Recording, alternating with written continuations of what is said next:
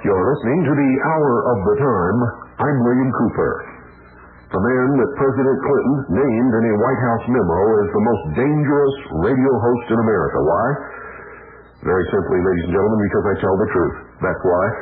And because I document it and I source it so that you can go out and find it for yourself. I also admonish my listening audience to listen to everyone, read everything, believe absolutely nothing. Believe no one, not even me, not even your mother,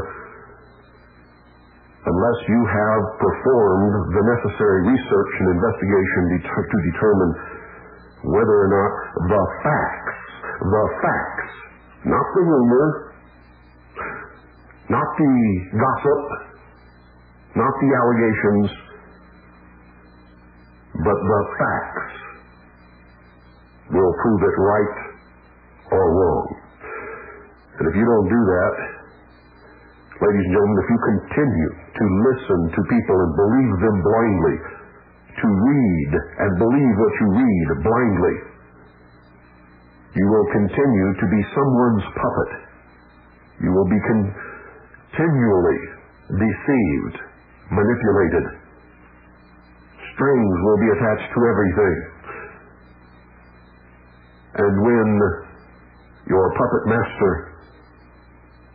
plays the tune and pulls the strings, you will, as you have always done, dance. Is that what you want for your life? Is that the way you wish to live? I don't think so. And if it is, I certainly hope that you change that attitude very quickly. Enslavement has never been highly recommended by anyone all throughout history. Now, before I get into tonight's topic, ladies and gentlemen, I want to give you some air changes for scheduling for the Worldwide Freedom Radio Network. Beginning Monday, January the 6th, that's Monday, January the 6th, the Hour of the Time will only be heard from 2 p.m. to 4 p.m. Pacific, 3 p.m. to 5 p.m. Mountain Standard Time, 4 p.m. until 6 p.m. Central Standard Time, and 5 p.m. until 7 p.m. Eastern Standard Time on satellite GE1 Transponder 7.56 audio, and on our affiliate stations,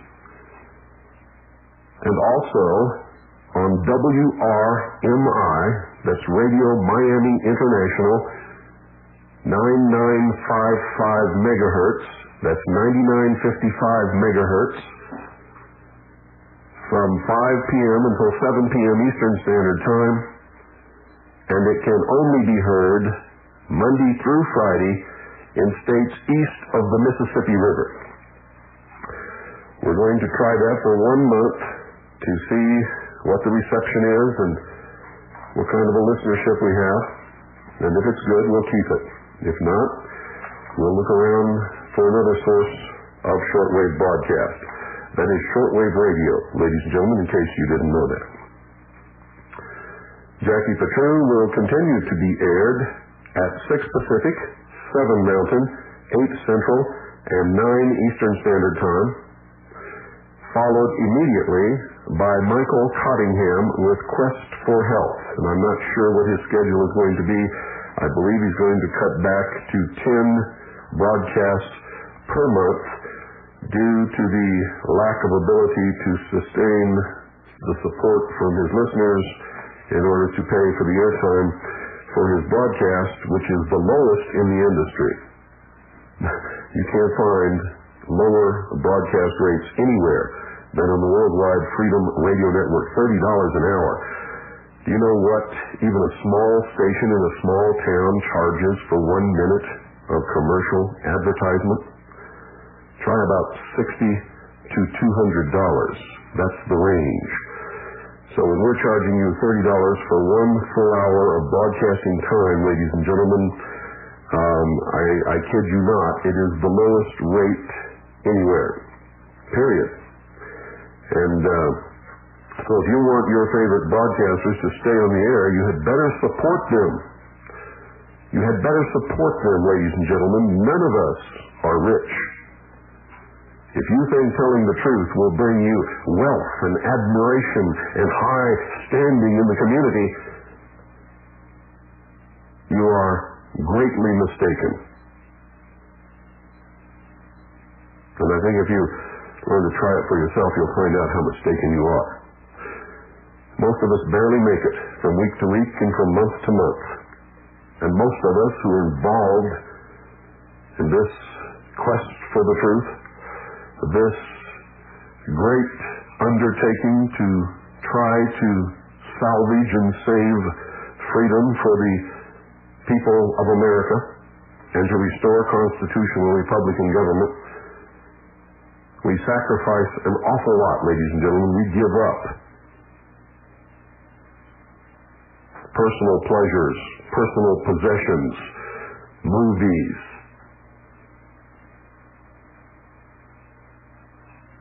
amusement parks, all kinds of things that all of you enjoy on a regular basis. We give them up in order to spend our money to be able to do what I am doing right this moment. So you're going to have to sit down and take stock of who you are and what you believe and what it is that you support and how much support you give. And if you don't measure up, you'd better change, because pretty soon you won't have any causes to support because they just won't be there anymore. If you want the Worldwide Freedom Radio Network to succeed, you must patronize Swiss America Trading. You must. If you don't be surprised when one night I announce that sometime in the near future this network will be dissolved and will disappear from the airwaves.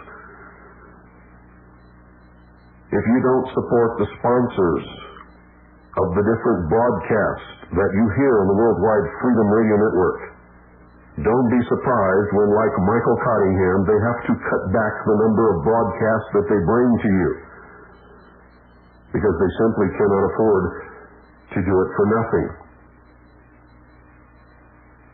I know that many of you out there listening believe that you are American patriots and that you believe in the principles and ideals upon which this nation was founded. Yet when I talk to you personally, one-to-one, when we meet somewhere during my many travels, or when we speak on the phone, and I ask certain questions, I find out that it's not true, that you're playing some kind of a game. And I'm not really quite sure what that game is, but that game had better stop very quickly. I find people who tell me that they won't stand up and speak out, even though they know they should, because they're afraid of getting on a list.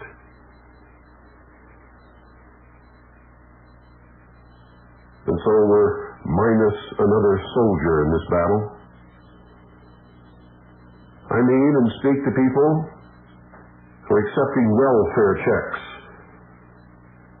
and retirement checks from the federal government, and they say they cannot get involved and they cannot speak out because they're afraid that they will lose their socialist support system.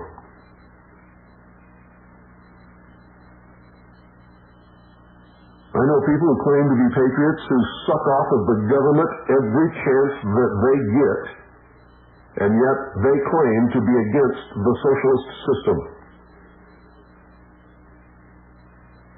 Many of you have been listening to my broadcast for almost 5 years now, and you still don't understand how it works. You actually believe in your foolish minds that you are getting something free, something for nothing, from your daddy, the federal government. The federal government does not have one single penny, ladies and gentlemen, that has not come out of our pockets. It is not their money, and when you obtain services from the federal government, it is not free.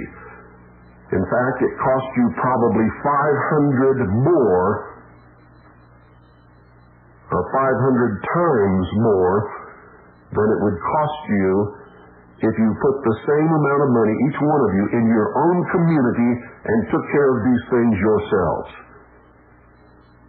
When it leaves your hands and makes the rounds through the huge, tremendous bureaucracy of government, most of it disappears to make that bureaucracy run and function. And if you're a productive member of society, it goes to take care of those who are not productive, who are parasites, who have become so enamored of the socialist system that they could not live if someone did not give them their handout every week or every month. Many babies are born each year simply to get more money in the welfare check. The child is not wanted. Really? The child is not loved, but the child brings more money from those who suck off the system. There was a time during my lifetime, ladies and gentlemen, when welfare did not exist. And anyone who wanted a job could have it. There are jobs now that go vacant every day, every month, every year. Because Americans are so spoiled and so used to taking handouts from Big Brother that they feel that to take those kinds of jobs is demeaning.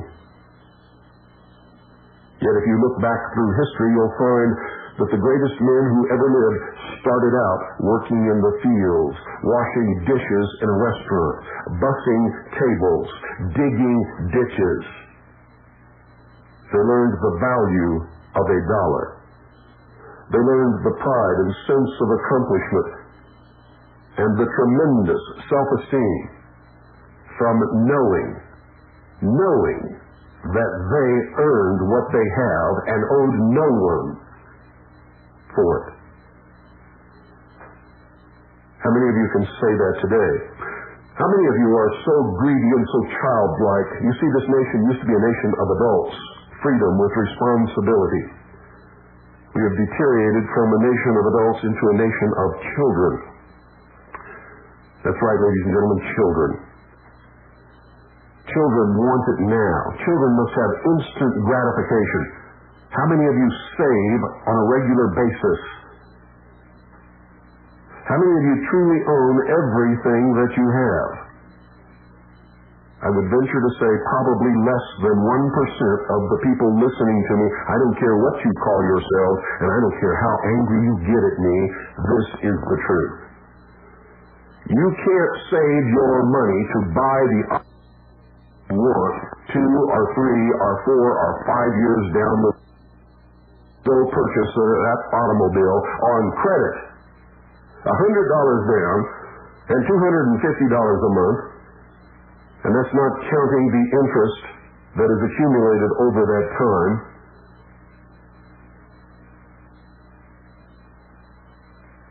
Yet you complain that you don't earn enough money. If you were to sit down and figure out all of the charge accounts, charge cards, loans, mortgages, and the money that you have pledged against collateral, and the interest that you are paying, on top of the taxes that you pay, ladies and gentlemen, you would find that you're just a bunch of limp crybabies, children.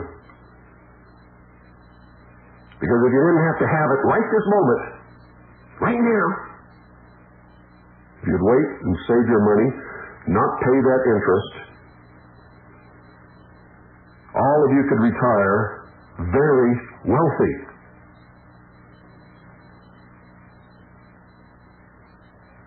On the interest that your money accumulates in savings, and, ladies and gentlemen, on the interest that you did not pay during your lifetime.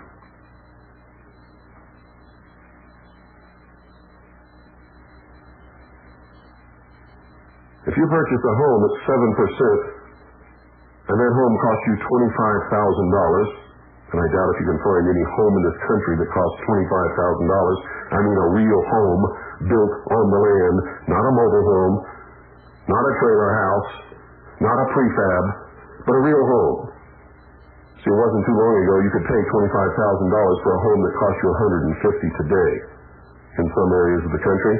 In other areas of the country, they say they're still inexpensive at around $80,000 to $90,000. When you could have bought them for $25,000 back in 1973, and you could have bought the same house when it was built 10 or 15 years before that for $16,000. For those of you who have listened to this broadcast, you understand how inflation works. It has nothing to do with the price of oil anywhere. That's what they tell the stupid people to believe about the cause of inflation.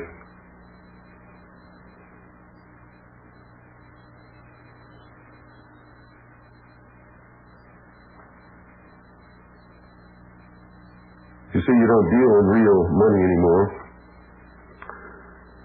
And most of your effort every day goes to pay interest to someone or taxes to your city, county, state, and federal government, some of which you are not legally required, or I should say lawfully required, to file or pay. And you don't know that because you've never looked up the law. You do it because your mother did it and your father did it, or somebody told you that you had to. I'll never forget the day I went down to enlist in the United States Air Force in Oklahoma City. And I went in and talked to the recruiter, and he began to fill out the paperwork. And he asked me for my Social Security number. I was 18 years old. I didn't have one. He told me I had to get a Social Security number immediately or I would go to jail. He lied to me. I was 18 and stupid, ignorant. I went out and told my mother what he said. My mother turned pale at the thought of her son going to jail simply because he did not have a Social Security number. And so she drove me instantly to the Social Security office, where I went in and filled out the papers and obtained a Social Security number that I never had to obtain in the first place. I was told that it was an insurance policy to make sure that I would not be destitute in my old age. I was told that the number could never be used for anything other than Social Security purposes and was not ever to be used for identification, and that I did not have to give it out to anyone. All lies. Later in life, by actually making contact with the gray matter between my ears, which I had never done prior to that point, I was like, wait a minute. I'm doing all this stuff. I don't even know what I'm doing. And so I went down to a Federal Depository Library and began to look up the laws and read the real laws and read the references to the amendments to those laws and carried them right out to their up-to-date ending point. And found out that I'd been had on many fronts by the people that I thought were there to take care of me.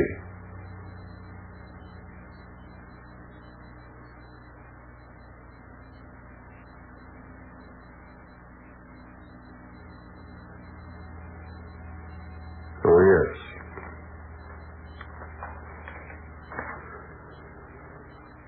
What I'm talking about is citizenship, responsibility, doing things because you know what you're doing and you understand what it is that you're doing and why, and making the correct choices that nobody ever makes. I know people who, instead of carrying cash in their wallet and paying cash for things, cash that they have saved so that they can spend it on specific things that they really need, have a wallet full of credit cards or a purse full of credit cards. And instead of buying what they need with money that they have saved, they go out and they charge it to their credit cards and they buy all kinds of things that they don't need, never will use, don't have any real purpose, and they pay as much as 28% interest on those cards. And it varies from 5% interest all the way up to 28% interest and everything in between. Cards with annual fees and cards without annual fees. So if you read the fine print, you'll find that you're paying all kinds of other fees that you don't even know about. And then you've mortgaged your home. So for every $25,000 that you mortgage, you're paying another $75,000 in interest, most of you. You've financed your automobile, you've financed your RV, you've financed your ATV, you've financed your swimming pool, you've financed your fence, you've financed the trees in your yard, you've financed your furniture, you've even financed your children.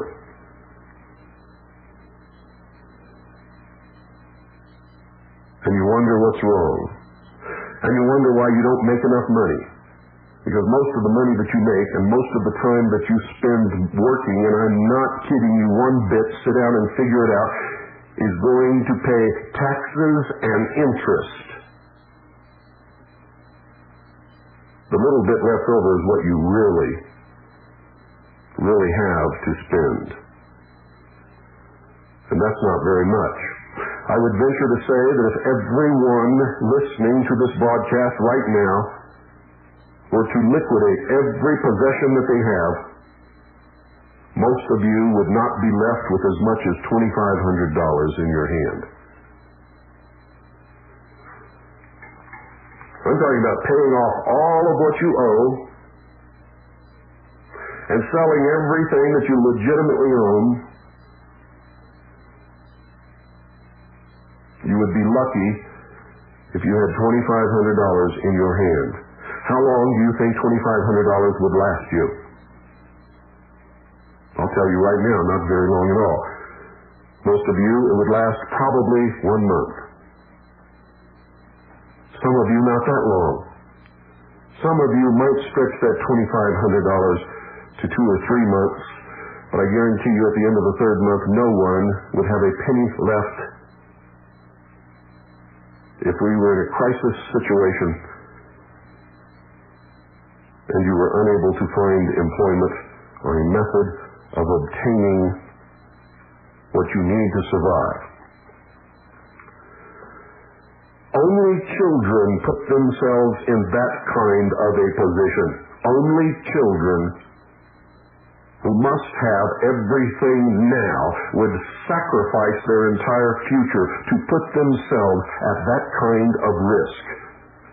And this has been built up in your minds through advertising, through intentional and direct mind control measures and propaganda on television, radio, and in the newspapers over many years in order to enslave you.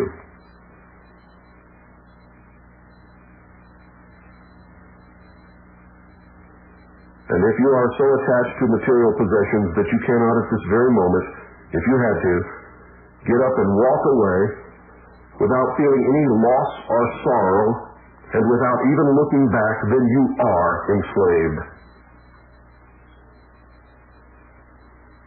Even religion is becoming consumerized.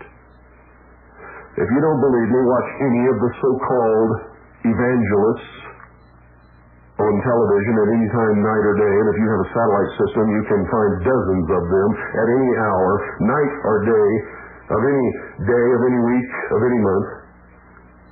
And on Sunday, it goes around the clock, 24 hours, everywhere. Listen to them.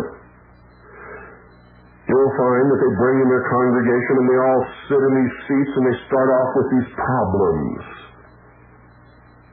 that are peculiar to that religious group. And they lay out what's going to happen to these people if they don't solve those problems. And by the end of that broadcast, all the problems have been solved, everybody has been saved or forgiven. They pass the hat is filled to the brim. If you look at what these so-called evangelists and preachers wear, you will find them dripping with $1,000 suits, big gold and diamonds and the haircuts, ladies and gentlemen. Go down to your local barber and see if you can get a haircut like Benny Hinn has, or Paul Crouch. You ladies, go and see if you can find and purchase wigs on your income that Jan Crouch wears.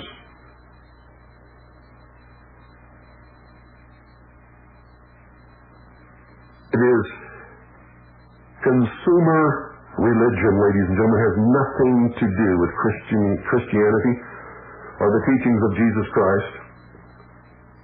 And it's not just the Christian religion that is engaged in this. It's just the easiest example to throw out to you. And you know why you fall into it? For the same reason that you charge everything and that you owe everybody and that you absolutely, really owe nothing, because you've got to have it now. You go in a sinner and walk out a saint in 1 hour. That's consumer religion. And you gave generously, so you paid for what you got, and you feel real good about yourself, and so you go back to doing the same things you've always done, screwing your neighbor, plotting against your fellow workers to get that promotion so that they don't get it. And I could go on and on and on and on. You conspire constantly to satisfy instantly your urge for gratification at the expense of others, and at the expense of your future and your children's future.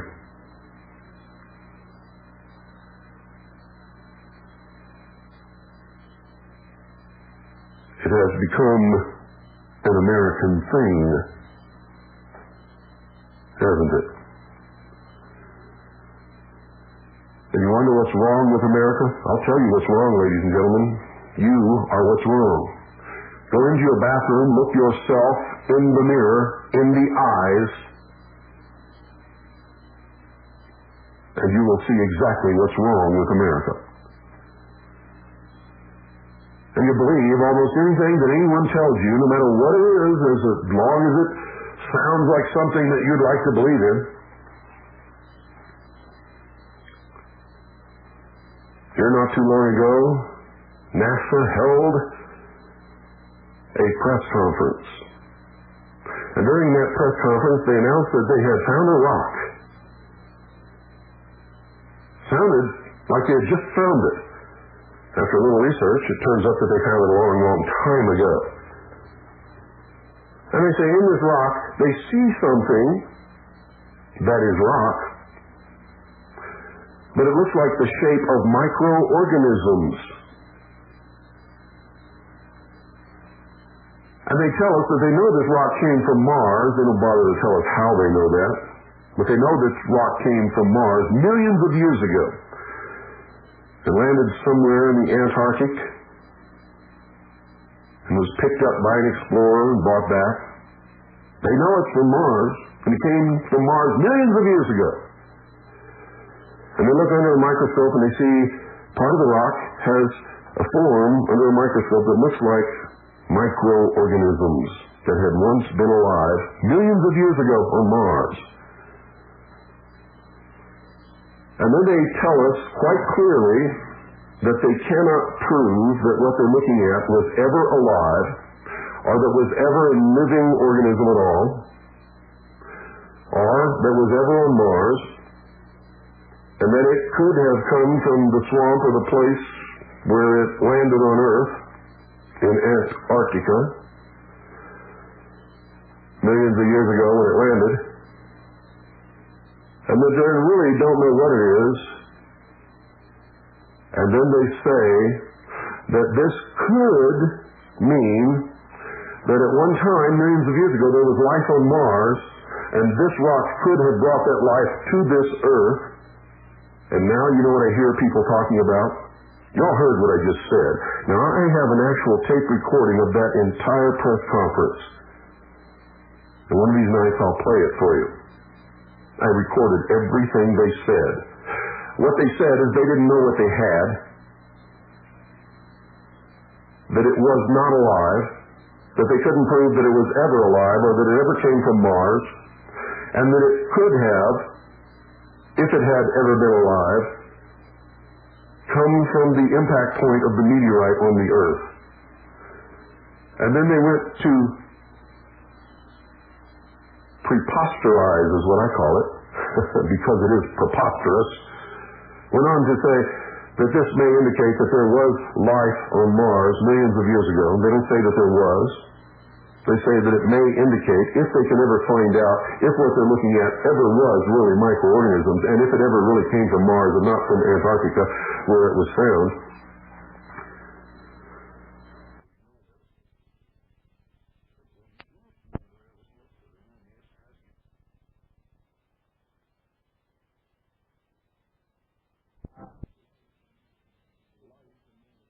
Life could have come from Mars and populated the Earth, and we could be descendants of some extraterrestrial civilization, which, by the way, is the exact same rumor that floats around in the ufology movement that I warned you about before.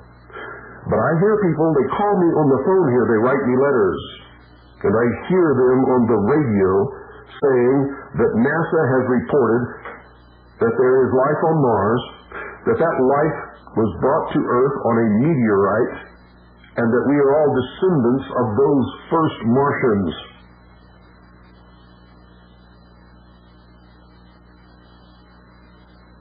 Now that's what I call the stupid factor. That's what I call the ignoramus.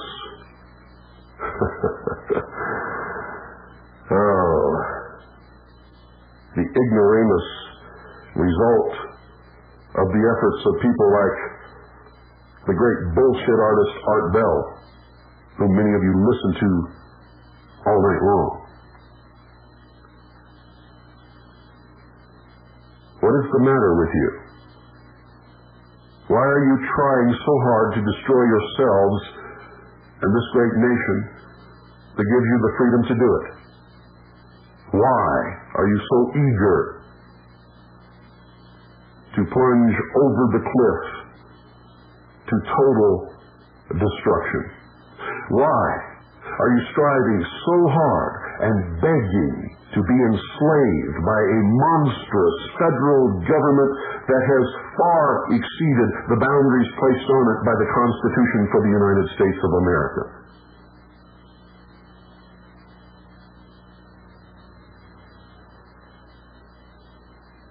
Don't you realize that when you accept a benefit from a benefactor, the benefactor has the right to determine how you use that benefit and thus gains control over your lives?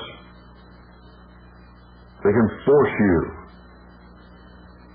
to live in a certain place, to work at a certain job for a certain number of hours, to report to certain places at certain times, and to disclose information that you would never consider even telling your best friend.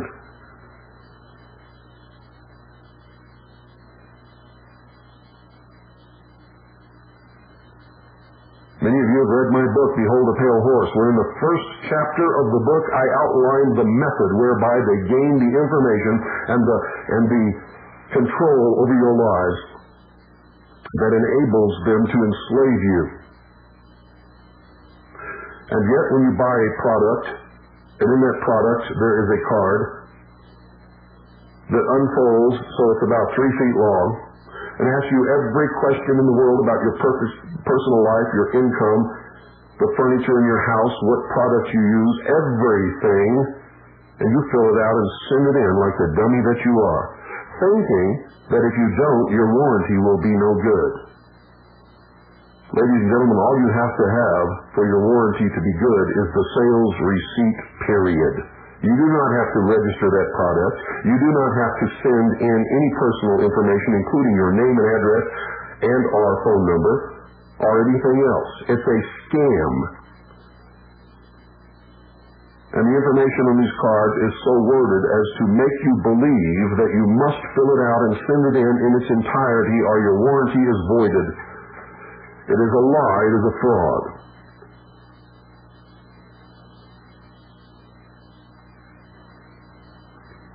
All you have to do to prove that your warranty is valid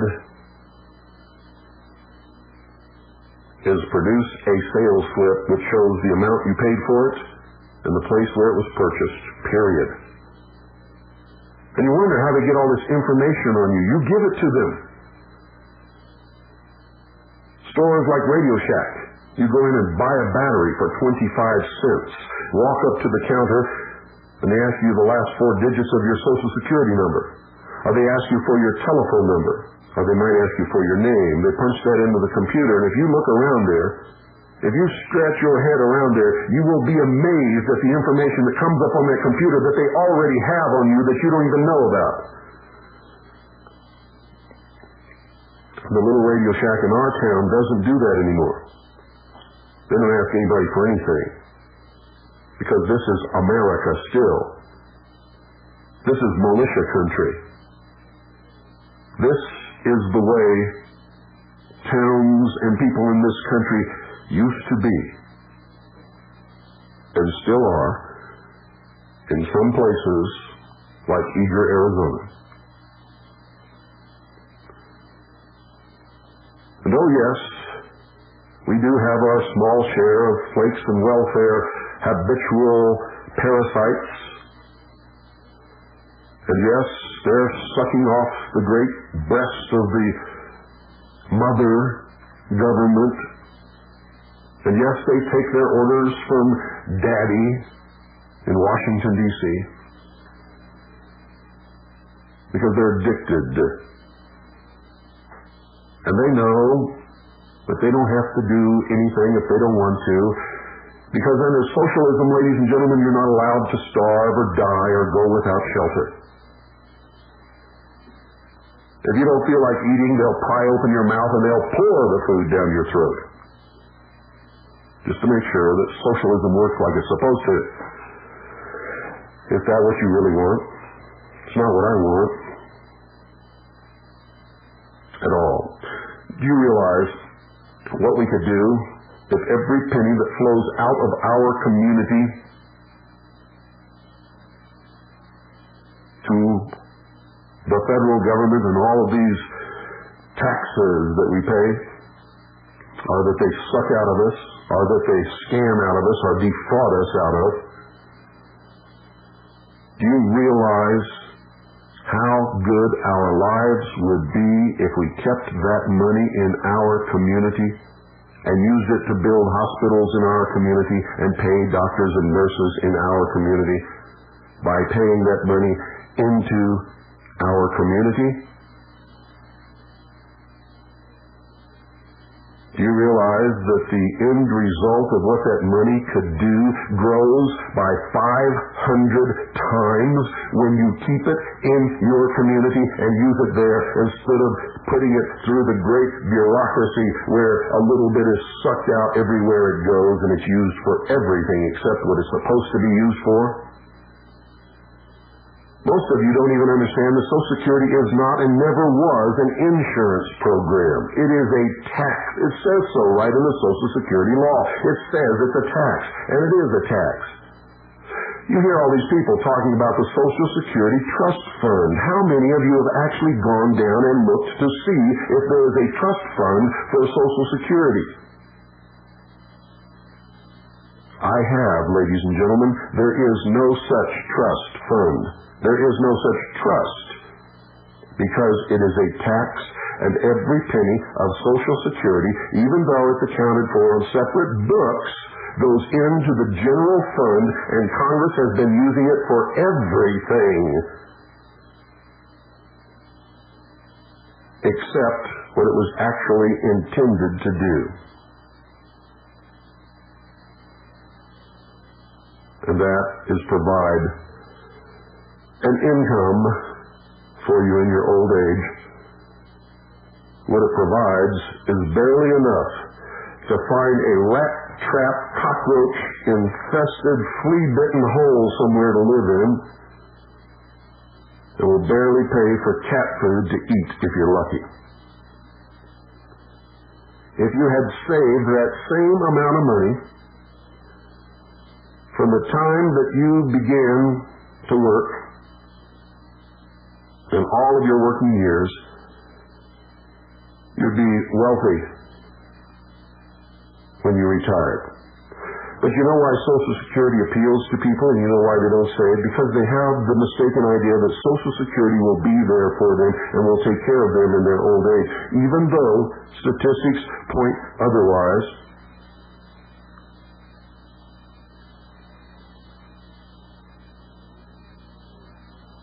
And they don't have to save money, which gives them the instant gratification of being able to spend money.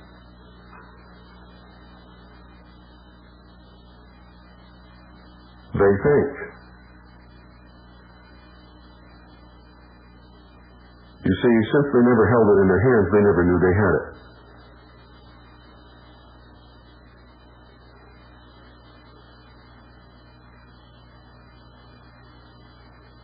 The money that's taken out of a paycheck before you receive your pay is not missed. And that's why they take it out. See, once they gave it to you, they'd play hell getting it out of your hands, wouldn't they? These social engineers are very smart, ladies and gentlemen, much smarter than most people whom they have conned, and that's an entire nation so far, except for a few of us who woke up somewhere along the way. And believe me, ladies and gentlemen, I'm not putting myself above any of you, because for most of my life I was as stupid and as ignorant and as apathetic as the worst of the sheeple that are out there roaming the malls of America, bleeding and dying and falling right into line with all of the points of Marx and Engels' Communist Manifesto. They follow the Judas goat into the shearing pens where they are dutifully sheared. Then at some time later in their life, they follow that same Judas goat up the ramp and into the slaughterhouse.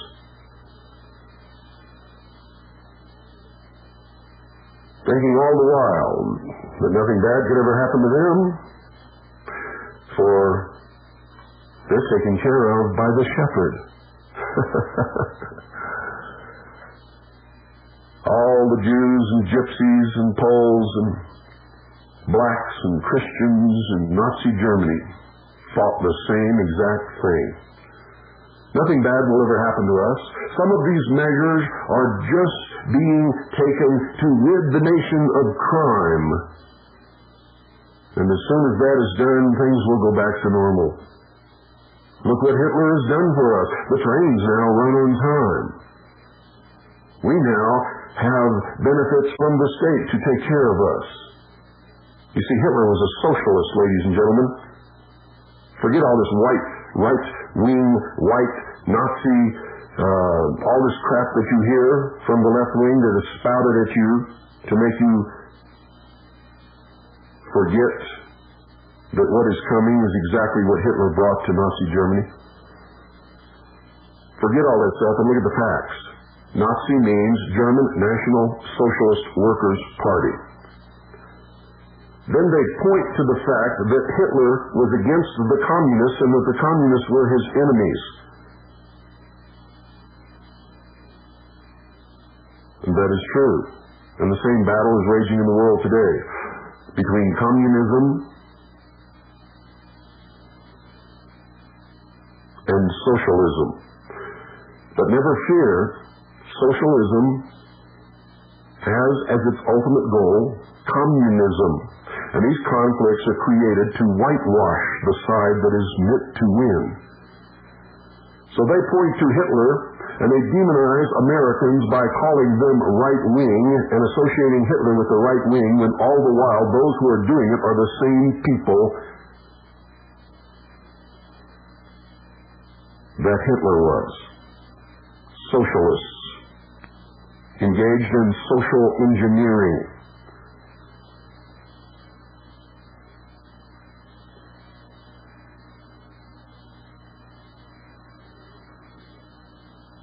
Never really understood that, did you? If all the way on the right is total control under Nazis and all the way on the left is total control under communism, where in the hell does anarchy fit in there? Most of you have never even considered it. The truth is, ladies and gentlemen, is that the far right is the total absence of any control, which is anarchy, which is terrible. And on the far left is total control and ownership by the state of everything and everybody, and that is called communism. Just above communism is socialism, which is what Hitler was. We are not a democracy, never was a democracy. And a fall in democracy always results in a further fall into socialism, which always results in dictatorship, and as its ultimate goal, the total ownership and control by the state of everything, which is communism. They have never made any secret of this. It is in all of their writings. This nation, the United States of America, began and is still, if we can save the remnant, a constitutional republican form of government. Oh, but then you point to the television and the movies and Washington, D.C. and Bill Clinton and say, well then, why do they always use the term democracy? Well, ladies and gentlemen, if you studied history, you would know. V.I. Lenin, the father of the Soviet Union, said, quote, democracy is indispensable to socialism, end quote. You hear them always talking about peace. V.I. Lenin also said, and I quote, peace is the absence of opposition to socialism, end quote. Are some gears beginning to turn in your head? Are you beginning to wake up? Am I getting this message across to you? Am I successful in my attempt to awaken you tonight? I hope so. Sit down and evaluate your life. Evaluate the causes that you believe in and want to support, and then support them, or they will not long be working on your behalf.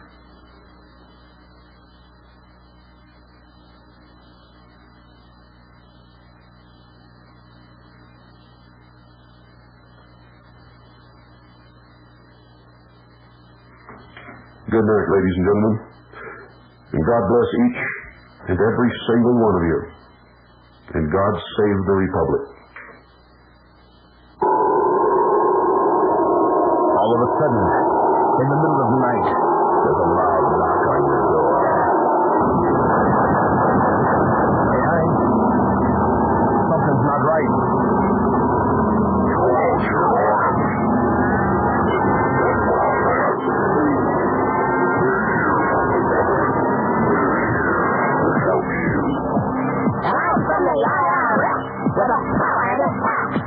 You've got a complaint? What the fuck? Get out of this house. Surrender your charges. If we don't go, you can obey if you want to come home. That's the system. When you're told.